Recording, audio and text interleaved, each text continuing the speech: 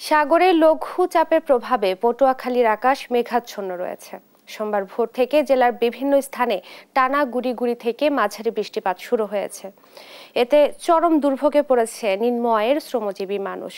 এই বৃষ্টি আমনের জন্য উপকারী হলেও ক্ষতির আশঙ্কায় সবজি চাষিরা। এদিকে মৌসুমী বায়ুর প্রভাবে কুয়াকাটা সংলগ্ন বঙ্গোপসাগর কিছুটা উত্তাল রয়েছে। আগামী 24 ঘন্টায় বৃষ্টিপাতের পরিমাণ আরও বাড়তে পারে বলে জানিয়েছে আবহাওয়া অফিস। এদিকে মাত্র 1 ঘন্টার বৃষ্টিতে তলিয়ে গেছে গাজীপুরের জয়দেবপুর বাজার সড়ক সহ আশেপাশের আঞ্চলিক সড়ক। চলাচল ব্যাহত হওয়ার পাশাপাশি বন্ধ দোকানপাটও। টানা বৃষ্টিতে বরিশাল নগরীর বটতলা, কালীবাড়ি রোড সহ বিভিন্ন এলাকার রাস্তাঘাট এখন পানির নিচে। জলাবদ্ধতা নিরসনে কাজ চলছে বলে জানিয়েছে নগর কর্তৃপক্ষ।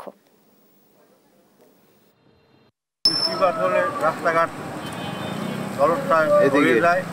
এবং আমাদের চলাফেরায় কষ্ট হয়। অনেক দিন যাবত জলাবদ্ধ হয়, মানে সরকারের পরিবর্তন হয়, জনগণ সেই ভূগর্ভের ভিতরে থাকে। এই পানি সারা বছর আমরা ফারাইতে পচা পানি, কি করবো আমরা না ফারাইয়া। এখানে যে পয় নিষ্কাশন ব্যবস্থা এটাও খুব খারাপ। এই রোডের যে পানির সাথে পয় নিষ্কাশন ব্যবস্থার যে লাইন এটা দেওয়া আছে।